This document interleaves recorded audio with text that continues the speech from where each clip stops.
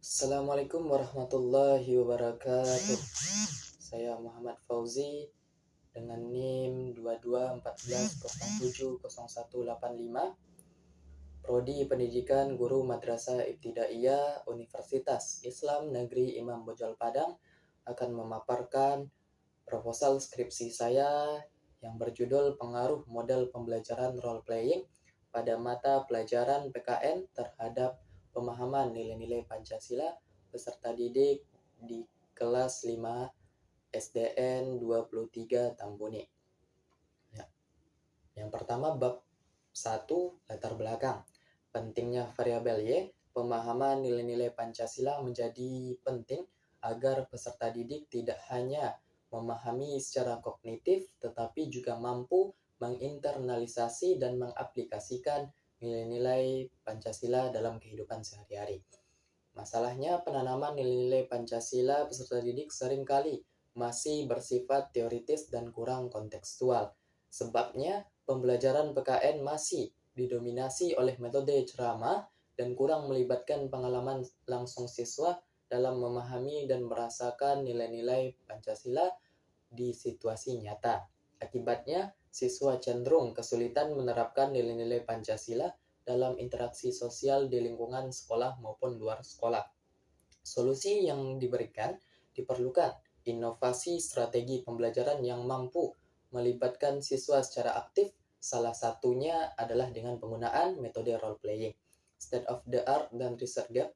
Menurut penelitian yang dilakukan oleh Hakim, peningkatan pemahaman siswa terhadap nilai keadilan mampu ditingkatkan melalui pendekatan simulasi sosial. Meskipun telah banyak penelitian yang telah membahas tentang pembelajaran nilai-nilai Pancasila dengan menggunakan, namun belum ada di sekolah dasar atau belum banyak yang menggunakan metode role playing untuk meningkatkan pemahaman nilai-nilai Pancasila peserta didik. Novelty, penelitian ini menawarkan pembaharuan dalam pendekatan pembelajaran nilai-nilai Pancasila di sekolah dasar dengan menerapkan metode role playing. Selanjutnya, identifikasi masalah. Kurangnya pemahaman siswa. Banyak siswa yang masih kurang memahami dan menerapkan prinsip-prinsip Pancasila dalam kehidupan sehari-hari seperti kedisiplinan, toleransi, dan sikap positif. Yang kedua, metode role playing yang kurang efektif. Pendekatan pembelajaran yang digunakan kurang interaktif dan kontekstual sehingga kurang menarik bagi siswa. Selanjutnya yaitu batasan masalah. Yang pertama, subjek penelitian, siswa sekolah dasar kelas 5 sebagai kelompok sasaran utama dalam pendidikan karakter berbasis Pancasila. Yang kedua, metode yang dikaji bermain. Fokus pada metode pembelajaran berbasis pengalaman, khususnya penggunaan metode role playing dalam mengajarkan nilai-nilai Pancasila.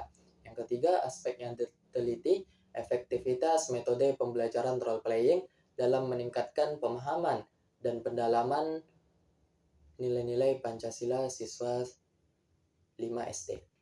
Selanjutnya, rumusan masalah dan tujuan.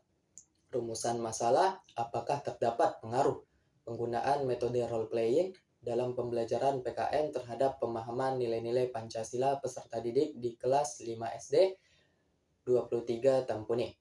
Tujuan penelitian untuk menganalisis seberapa efektivitas dan pengaruh penggunaan metode role playing dalam pembelajaran PKN terhadap pemahaman nilai-nilai Pancasila peserta didik kelas 5 SDN 23 Tampuni.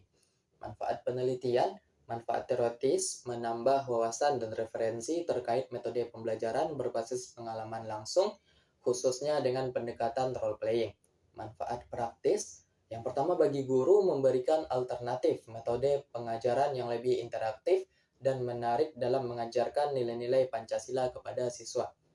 Bagi siswa, membantu siswa lebih memahami dan menginternalisasi nilai-nilai Pancasila melalui pengalaman langsung dalam pembelajaran.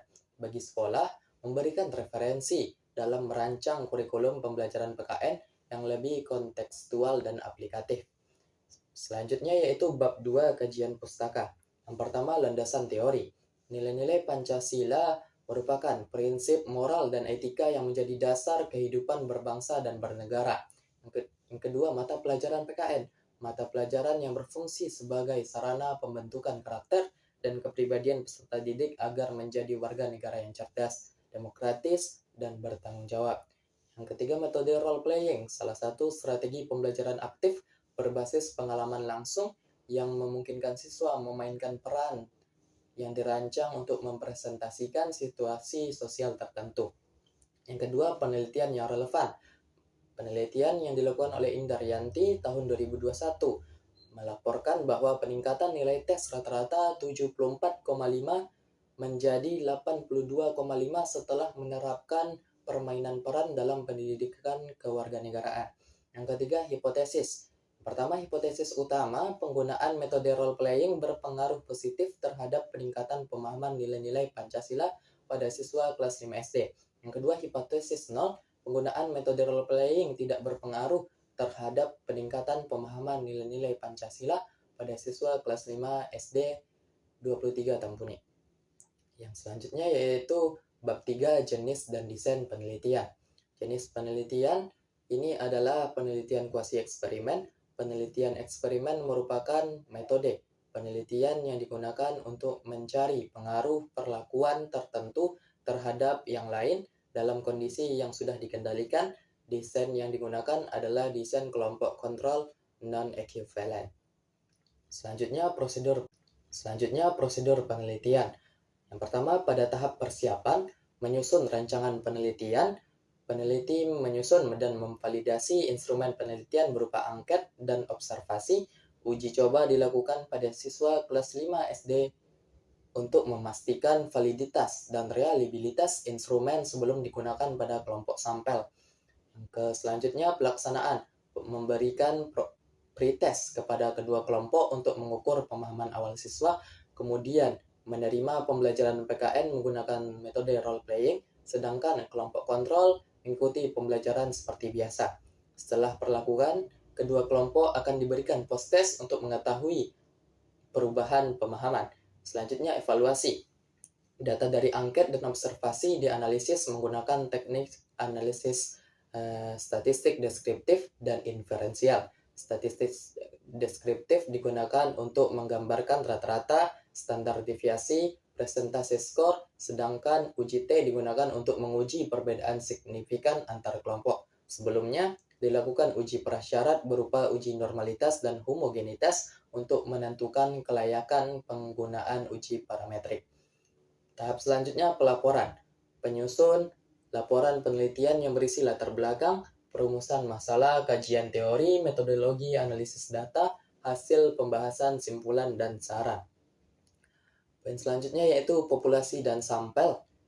Populasi pada penelitian ini adalah peserta didik kelas 5A sebagai kelas eksperimen dan kelas 5B sebagai kelas kontrol di SDN 23 Tampuni Kabupaten Pesisir Selatan, Provinsi Sumatera Barat, yang berjumlah sebanyak 50 orang untuk kedua kelasnya. Yang selanjutnya yaitu sampel. Sampel penelitian dipilih menggunakan purposive sampling, yaitu memilih dua kelas yang memiliki karakteristik serupa dalam aspek akademik dan sosial. Poin selanjutnya pada bab 3 yaitu variabel dan data. Pertama, variabel. Ada variabel independen, yaitu variabel bebas. Dalam penelitian ini adalah metode pembelajaran role playing. Yang kedua, variabel dependen, yaitu pemahaman nilai-nilai Pancasila. Selanjutnya, variabel kontrol. Variabel kontrol pada penelitian ini adalah kedua kelas sampel mendapat penerapan dari pendidik dan buku ajar yang sama. Yang selanjutnya, yang kedua, data.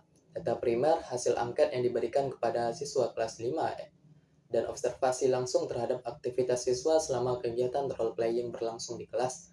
Data sekunder, data ini berupa hasil penelitian terdahulu yang relevan dengan topik yang dikaji. Selanjutnya, sumber data.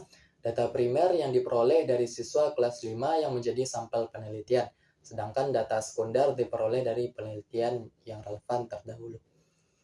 Poin selanjutnya yaitu teknik dan instrumen pengumpulan data. Dalam penelitian ini, data diperoleh melalui penggunaan instrumen angket dan observasi yang dirancang untuk mengukur tingkat pemahaman nilai-nilai Pancasila serta respons siswa terhadap pembelajaran dengan metode role playing.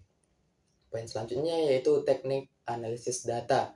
Yang pertama, pengolahan data instrumen angket itu dilakukan dengan melakukan analisis statistik deskriptif, kemudian analisis statistik inferensial, dan melakukan uji prasyarat. Yang kedua, pengolahan data untuk instrumen observasi dilakukan dengan menggunakan scoring observasi dan analisis statistik deskriptif. Demikian yang saya sampaikan. Mohon maaf jika ada kesalahan dan terima kasih atas perhatiannya. Saya akhiri. Assalamualaikum warahmatullahi wabarakatuh.